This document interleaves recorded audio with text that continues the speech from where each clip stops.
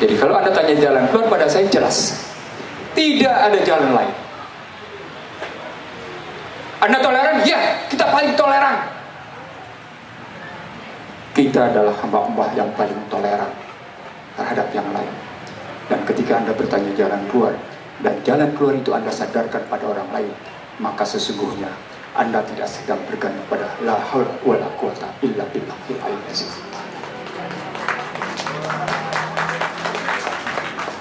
Anda tidak dalam posisi hasbunallah wa ni'mal wakil, ni'mal maula wa ni'mal nasir. Maka ada 41 kotak kosong yang akan muncul di Pilkada 2024 ini. Itu sudah dikendalikan dengan amar keputusan Mahkamah Konstitusi. Masih 41. Kalau tidak ada amar keputusan itu, berapa banyak kira-kira kotak kosong melawan paslon yang bernyawa?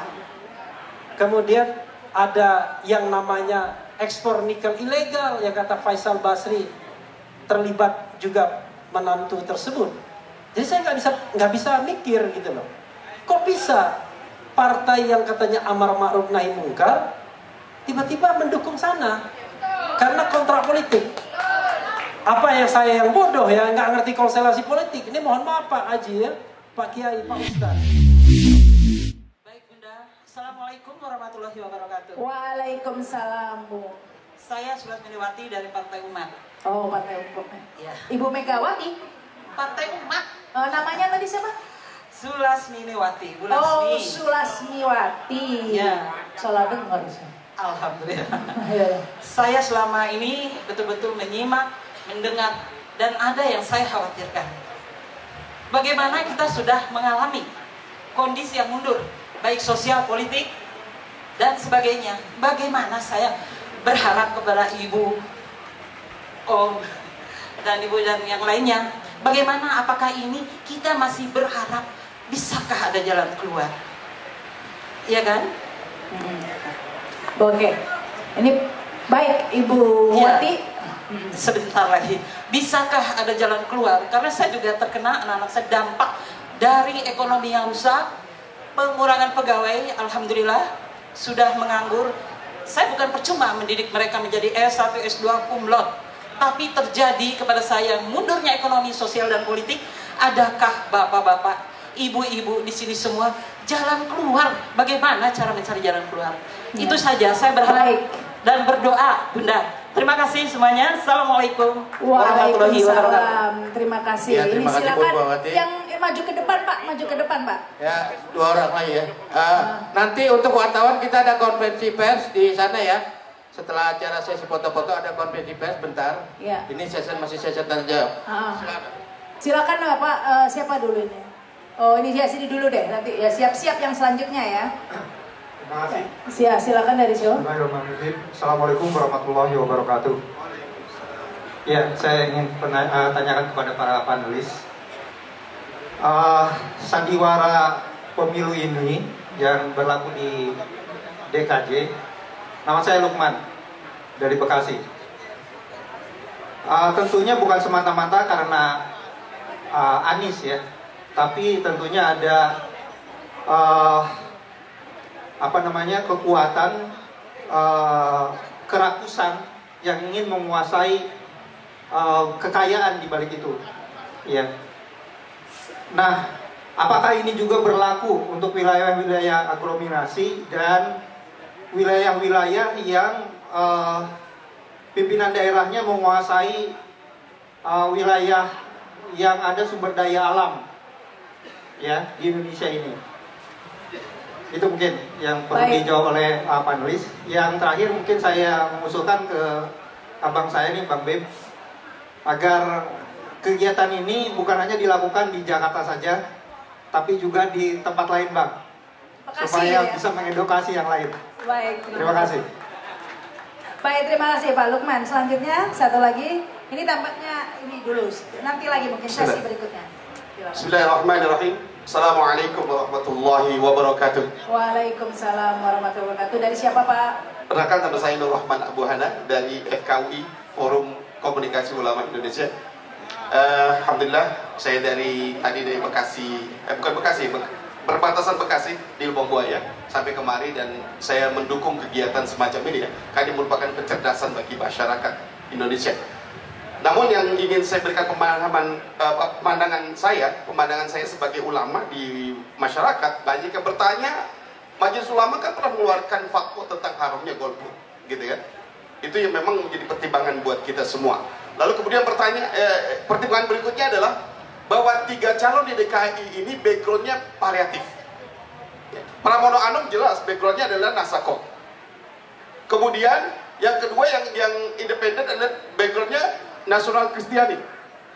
Nah yang ketiga jelas ya, MK tadi sudah disebutkan, ini backgroundnya banyak juga orang Islamnya gitu, termasuk beliau juga kan termasuk cucu daripada pendiri NU, gitu kan. Pertanyaan saya, dari 2 kelompok ini, apakah dari kelompoknya Rano Karno ini, yang Nasakom ini, dan kemudian yang kedua tadi adalah independen ini, yang Kristen ini, mereka nggak ada ikut pemilu, nggak ikut acara-acara semacam ini. Mereka nggak pernah mempopulerkan tentang coblos semua atau golput. Nah, jadi mereka ini solid, dua kelompok ini solid. Nah, yang kita khawatir nih, yang justru mayoritas Islam ini bagaimana kondisinya gitu. Karena saya berbicara tentang sebagai ulama, kita harus pro terhadap Islam. Karena bagaimanapun walladzina kafaru ba'duhum awliya'u ba'd. Kalau di belakang mereka orang kafir, maka mereka akan mendukung kekafiran. Idza zalimuna ba'du awliya'u ba'd. Kalau mereka orang zalim di belakang, maka zalim. Begitupun al-munafiqun wal munafiqun ba'duhum awliya'u ba'd. Jadi kalau di belakang orang munafik begitu. Nah, kita harus punya sikap seperti apa? Baik. Gitu Sikap kita gimana Pak Nur Hasanah? Terima kasih. Assalamualaikum warahmatullahi wabarakatuh. Baik, kita respon dulu ya, 3 ya, nanti kita buka. Pak Rahman tadi ya, dari FKUI. Baik, 3 dulu ya, 3 dulu kita batasi, nanti kita lanjutkan buka sesi lagi. Mungkin singkat-singkat dulu. Yang pertama tadi Bu Wati menanyakan apa ini jalan keluarnya ya, karena memang ekonomi seperti ini, tingkat pengangguran menurut data IMF Indonesia tertinggi se-Asia Tenggara, begitu ya. Bahkan saya kemarin baca katanya banyak yang menengah menjadi miskin dikarenakan banyak yang mengkonsumsi air galon katanya. Peneliti mana itu? Jauh sekali, padahal ya gara-gara pajak tinggi, ekonomi semua. Ya, jadi kondisi ekonomi seperti ini lantas bagaimana jalan keluarnya? Mungkin ini Pak Ihsanuddin Nursi juga. Kemudian dari Pak Lukman tadi menanyakan, saya kurang jelas ini Pak Lukman. Tadi menguasai SDA, sumber daya alam ya. Ya, keserakahan SDA. Kemudian dari Pak Rahman tadi bagaimana sikap kita begitu ya. Ini silakan, mungkin siapa dulu ini? Siapa? Mbak Nursi dulu, silakan Mbak Nursi.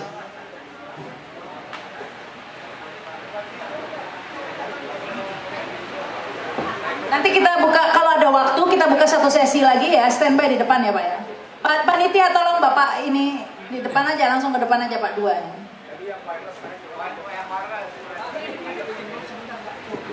Baik, saya jawab yang tadi, yang Ibu tadi minta jalan keluarnya kayak gimana gitu.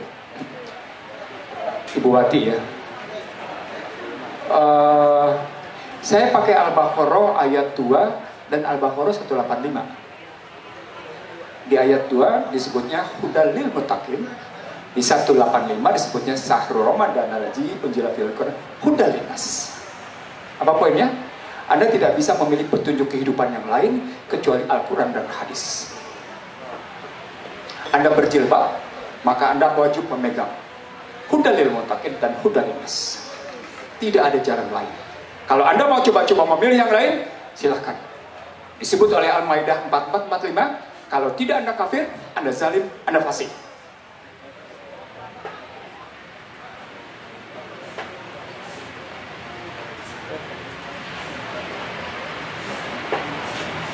Jadi kalau Anda tanya jalan keluar pada saya, jelas tidak ada jalan lain.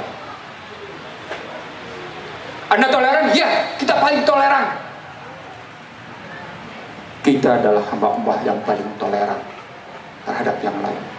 Dan ketika Anda bertanya jalan keluar, dan jalan keluar itu Anda sadarkan pada orang lain, maka sesungguhnya Anda tidak sedang bergantung pada la haula wala quwata illa billahil aliyyil azim.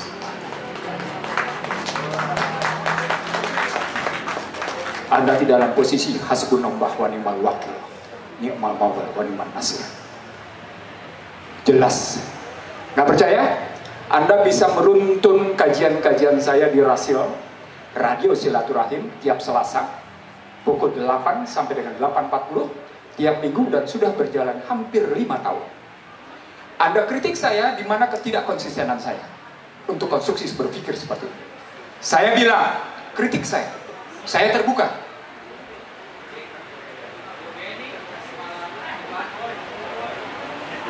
Jadi tidak ada hal baru buat saya untuk katakan seperti ini, dan saya tidak ragu untuk menyatakannya. Bahwa jalan tentu Anda bilang, bagaimana dong kenyataan, seperti tadi Anda bilang, seperti Rahma bilang tadi, gimana dong kenyataan hidup? Akhirnya Anda terima mesti serangan apa? Serangan pajak. Maukah Anda menukar harkat martabat Anda untuk uang 500.000 sampai dengan 1 juta, sementara 5 tahun kemudian Anda terhina? Saya ingin mengatakan sama Anda, manusia pertama yang menyatakan tentang shame on you, Joko Widodo, Ihsanuddin Nursi. Buka di HP Anda. Buka. Kapan gua ngomong kayak gitu? Buka. Buka. 19 November 2014, di tengah Anda sedang menyanjung-nyanjung kesederhanaan. No, saya ingin mengatakan sama Anda, dunia praksis seperti itu adalah dunia yang disebut dalam Azaria sebagai kutilah harasun alladzina-hum kamratin sahur. Anda hanyut dalam kebodohan dan Anda mau melalaikan kebenaran. Real. Anda hanyut dalam decepsi. Bahasa kerennya decepsi. Bahasa kita apa? Apa itu decepsi? Apa itu? Munafik.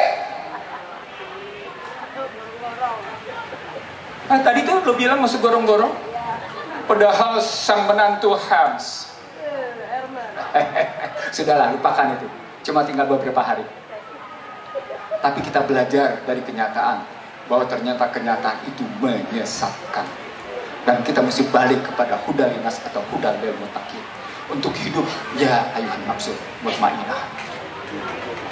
Kalau Anda mau jawab seperti itu. Yang kedua sekarang, kalau Anda bicara tentang keserakahan pada sumber daya, terutama aglomerasi, saya ingin mengatakan, apakah pasal 33 Undang-Undang Dasar 45 diterapkan?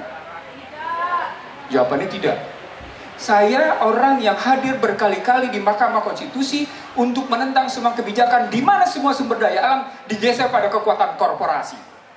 Sayang, mereka yang bergelar muslim itu justru menyerahkannya kepada korporasi. Saya tidak sekali dua kali hadir sebagai saksi. Untuk politik saya tidak tampil, tapi untuk ekonomi politik saya mau di depan. Karena saya ingin mengatakan bahwa ketika Rasul bicara hijrah, maka setelah mendirikan masjid, didirikanlah pasar. Maka pasar berikutnya adalah soal air. Apa poinnya? Setelah politik, berikutnya adalah soal ekonomi.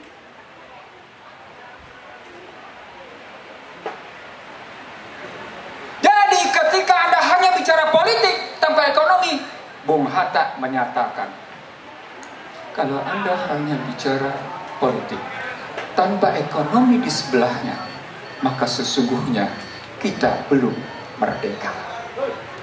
Saya menyatakan, sejak yang namanya KMB hingga hari ini, sesungguhnya terbukti Indonesia belum merdeka. Tadi Rahmat cerita soal kelas menengah turun berapa juta, Rahmat? Datanya macam-macam. BPS bilang 7,9 juta, teman lain bilang 10 juta, ada yang lain bilang sekian juta. Kita tidak tahu. Itu bukti bahwa sesungguhnya Indonesia tidak mampu menunjukkan data-data yang aktual dan akurat. Ulang ya, ulang. Ini gue konsisten dengan kajian gue tadi. Selama Indonesia tidak pernah mampu menunjukkan data yang aktual dan akurat, tidak ada kebijakan yang afirmatif sungguh-sungguh pada Anda, kecuali proses memanipulasi untuk mengeruk, mengeksploitasi, dan membodohi. Terjadilah pada sumber daya alam. Hello, tadi Bapak yang bertanya tadi, Kalau ekspor pasir itu sumber daya alam bukan Pak? Yang izinin siapa? Selesai ngomong situ hilirisasi. Kalaupun hilirisasi, siapa yang menikmati hilirisasi? Lalu Anda bangga bila menyatakan, ya ekspor makin membesar. Karena itu kita dalam sekian belas tahun kemudian, kita punya surplus perdagangan. Ini orang bicara surplus perdagangan tanpa melihat siapa isi pemiliknya dari surplus perdagangan itu. Kepala lo di mana? Oke, yang ketiga. Yang ketiga tadi pertanyaannya apa? Dari FKUI tadi Pak Rahman. Dari sikap kita bagaimana? Sikap kita bagaimana? Kalau Anda tanya pada saya, Anda dengan menyebut tentang orang kafir pasti akan kafir kayak gitu, saya balik ke nomor satu tadi jawabannya Pak. Saya nggak akan bergeser, karena saya bilang gercos itu bukan saya lakukan sekarang. Gercos itu tidak saya lakukan pada 2024. Gercos itu sudah saya lakukan tadi sejak 1977 hingga hari ini. Kenapa? Saya bilang sesama BIM tadi, gercos itu maknanya adalah gercos sama dengan melawan sistem ditambah menolak tokoh. Ulang, rumus gercos coblos semua itu adalah gercos sama dengan tadi ya, melawan sistem ditambah menolak tokoh. Terima kasih. Terima kasih Bang Seno. Disambung Mbak Wiwi ya, biar jumping. Ya langsung kalem, cooling down. Silakan. Nanti ditutup dengan pantun burung gelatik ya oleh. Iya. Silakan ini Pak Wiwi. Lebih kalem lagi kalau duduk ya. Ya silakan. Berdiri aja lah. Ya, berdiri lagi. Ya, berdiri lagi. Gak kelihatan yang di belakang nih. Kan sendiri. Hati-hati jalan. Tadi ditanya tentang bagaimana memperbaiki Indonesia. Rumusnya rada ruwet ya, karena kerusakannya sudah sangat amat serius. Yang lalu itu Bang Norsi, Bang siapa lagi? Enggak, Bang Refli, Bang Ganda, Sah Ganda, terus Bang Junggur, itu 2 tahun yang lalu. Maunya revolusi. 2 tahun yang lalu itu. Kalau nggak salah masih COVID ya. Tahun 2022 mengatakan 2021 kalau nggak salah. Sudah nggak sabar. Indonesia perlu revolusi. Karena tidak bisa mengubah sistem ini parsial.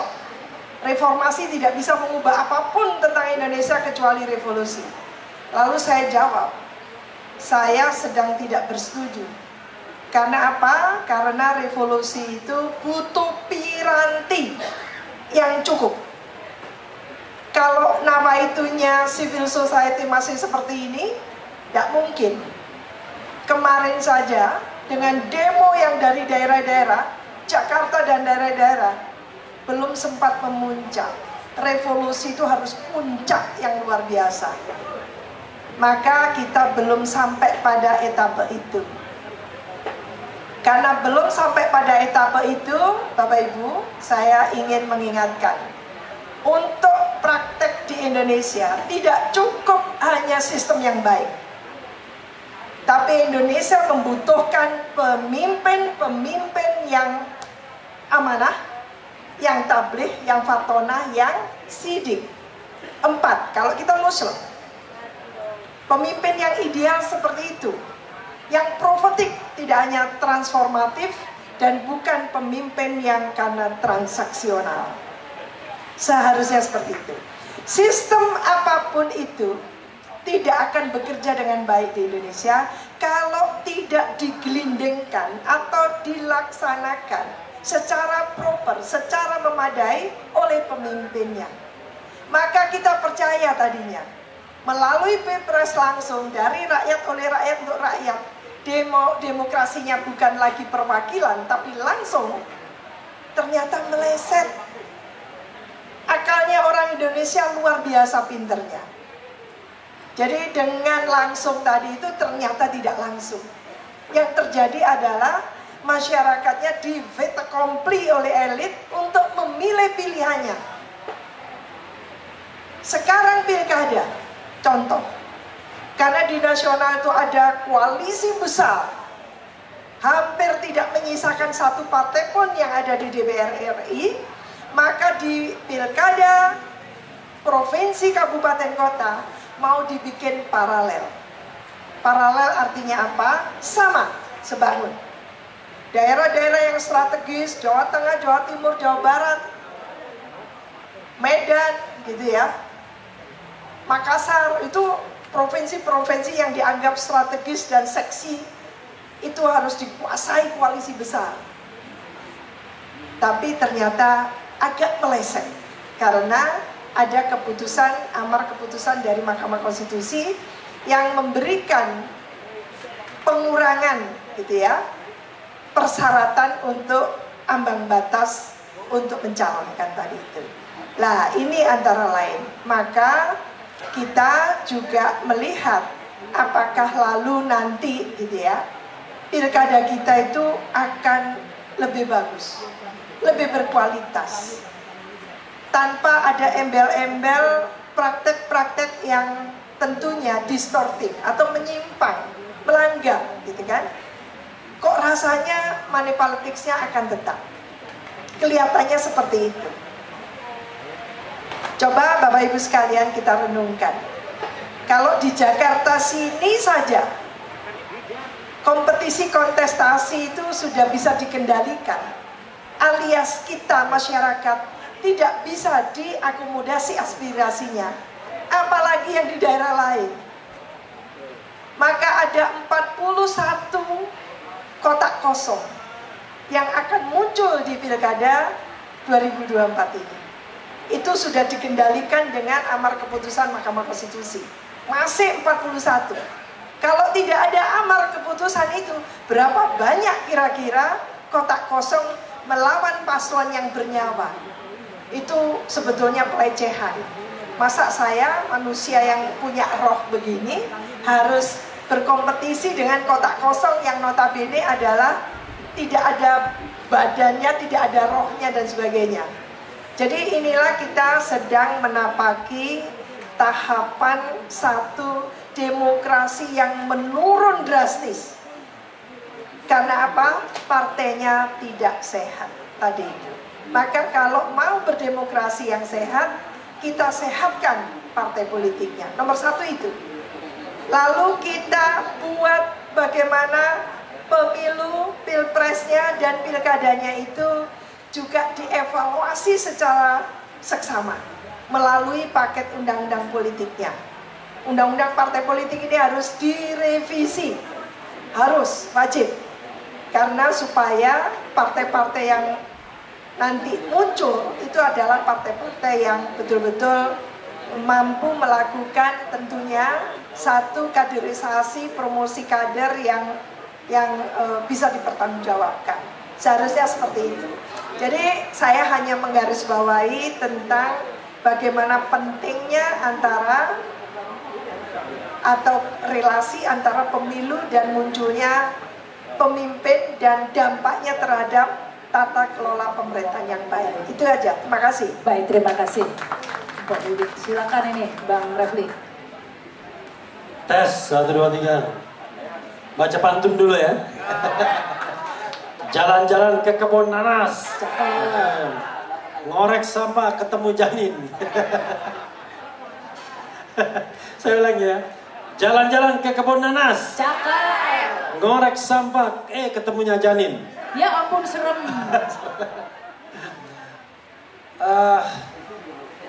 Apa artinya? Oh lupa. Ini diganggu Rahma jadi lupa saya. Jalan-jalan ke kebun nanas, ngorek sampah ketemu janin. Diskusi ini emanglah panas. Bang Nursi marah, kita aminin. Aku kira janin tadi Bang Bin. Jadi ada 3 pertanyaan ya. 3 pertanyaan itu berat ya. Soal jalan. Gini, kita itu kalau diskusi, ya kalau suruh menjawab semua masalah, tidak ada tema diskusinya. Kita kan bicara pilihan gercos, ya kan? pilihan untuk golput, pilihan untuk kotak kosong atau kolom kosong dan lain sebagainya. Nah itu yang harus kita sikapi.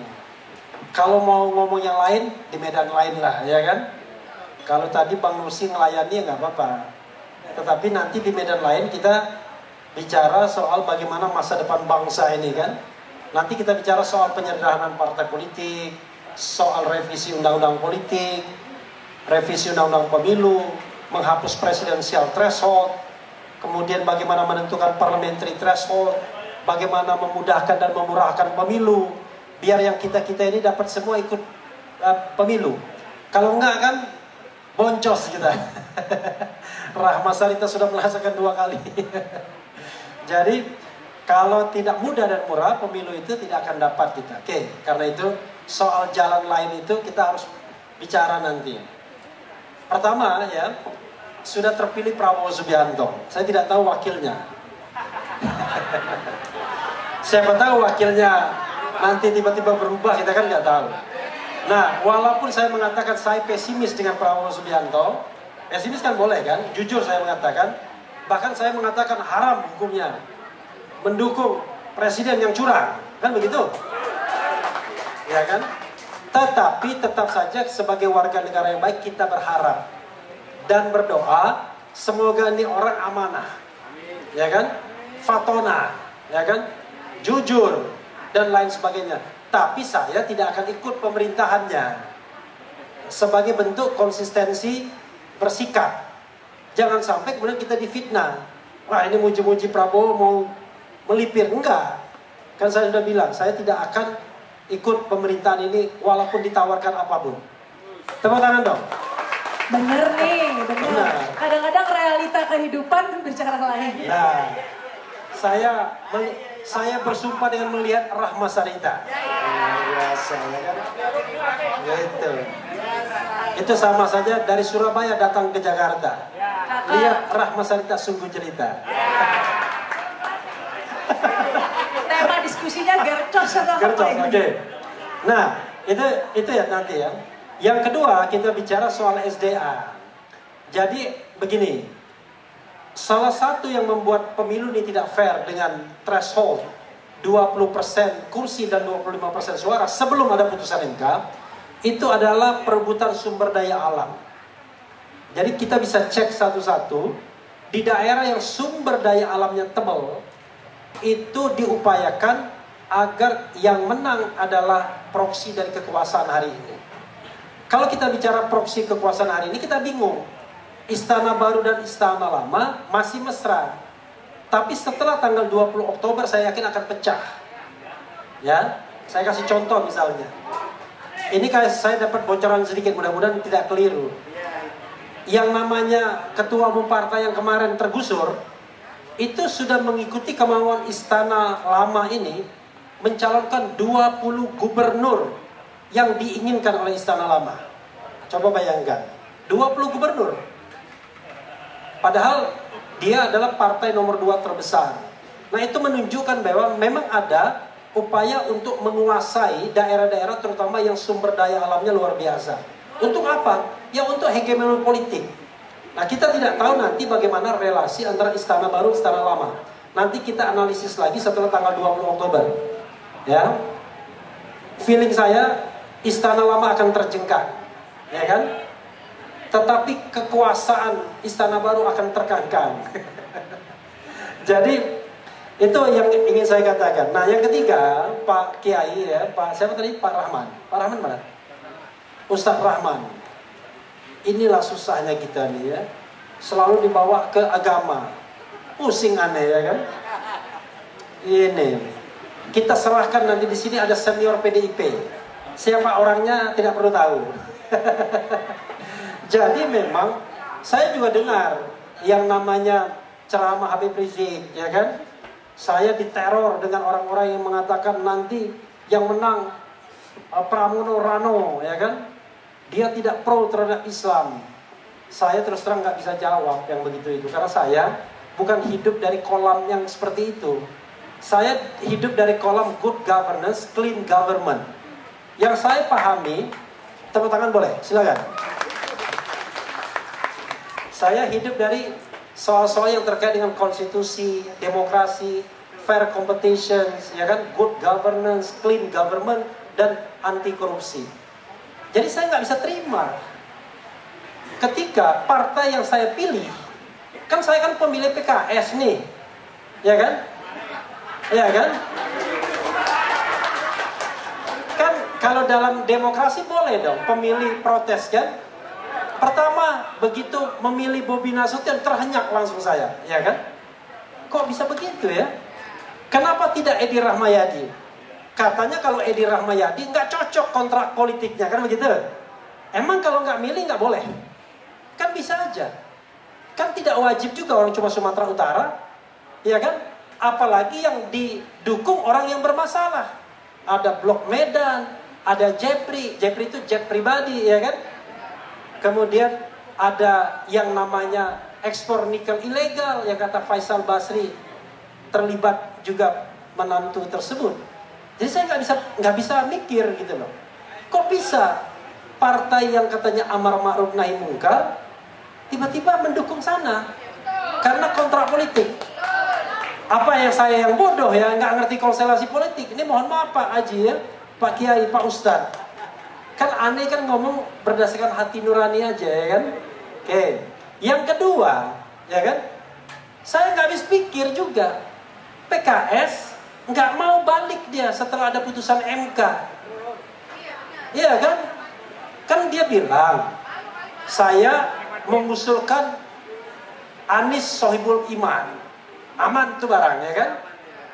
Nggak aman ternyata tuh barang. Karena dia kasih deadline Anies kan? Kata dia. Lalu tanggal 19 Agustus deklarasi. Rakus ya. Ridwan Kamil Suswono. Disingkat Rakus. Bukan Rakus ya, Rakus. Tanggal 20 tiba-tiba ada putusan MK yang mengatakan bahwa 7,5% bisa nyalon. Oke? Tanggal 21 Agustus semua balik dengan dikomandoi Dasko mau mengubah putusan MK tersebut. Tanggal 22 kita semua turun ke jalan. Dan akhirnya undang-undang pilkada yang mau menganulir putusan MK itu tidak disahkan. Oke? Artinya bisa dong PKS balik, ya kan? Ke baseline. Oke, bisa kan? Bisa dia balik ke baseline. Oh, ini udah tergantung komitmen, katanya kan? Ya, di Jawa Barat bisa. Di Jawa Barat kan sudah nyalon Deddy Mulyadi. Tapi kemudian balik dia. Nyalon sendiri presiden PKS. Pasangan dengan Ilham Habibie. Kok bisa? Kenapa di Jakarta nggak bisa? Makanya hati nurani saya nggak bisa. Tidak bisa mengatakan, ini nggak bener ini. Ya kan? Apalagi calonnya aneh nggak doyan. Kira-kira gitu ya kan? Jadi gimana coba? Realita kehidupan PKS. Itulah realita kehidupannya. Realita Rahma Sarita, ya kan, realita TV ya. Jadi saya juga pengen ya, yang memimpin itu adalah orang yang amanah, ya kan, yang Islamnya baik, yang fatona. Tapi coba bayangkan ya, kata Prabowo Subianto, saya akan kejar kalau Anda korupsi sampai ke Antartika sekalipun. Kan begitu? Padahal yang di depan duduk di dia itu kan koruptor semua rata-rata ya kan? Iya kan?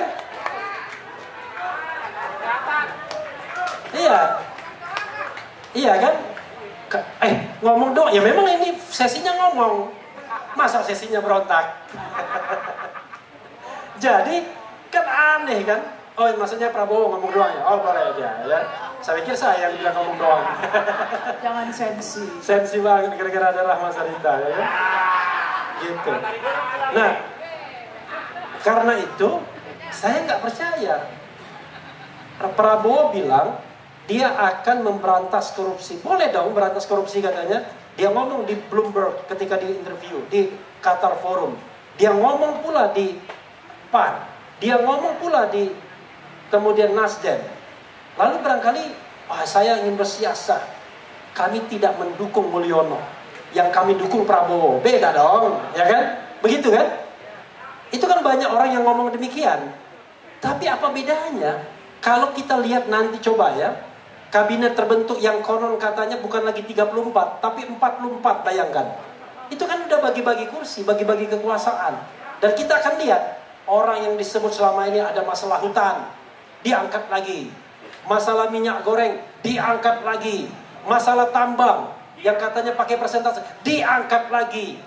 Kemudian yang kemudian terlibat KM50, diangkat lagi. Terlibat kecurangan pemilu, diangkat lagi. Yang menyalahgunakan state owned enterprises, diangkat lagi. Gimana kita mau percaya kalau pemimpin ini serius untuk memberantas korupsi dan memikirkan kita dan mau menuju masyarakat yang baldatun thayyibatun wa rabbun ghafur, kan begitu. Jadi terakhir aneh baca pantun aja ya kan. Nah, tapi agak lupa tadi, makan di restoran Sang Tiga Rase. Oke. Same si bocah yang rada soleh. Aneh kesini nggak bisa makse. Cakep mana dong? Gol pun oke, gercos pun boleh. Wassalamualaikum warahmatullahi wabarakatuh. Waalaikumsalam warahmatullahi wabarakatuh. Ya silakan Bapak ini dulu. Bapak.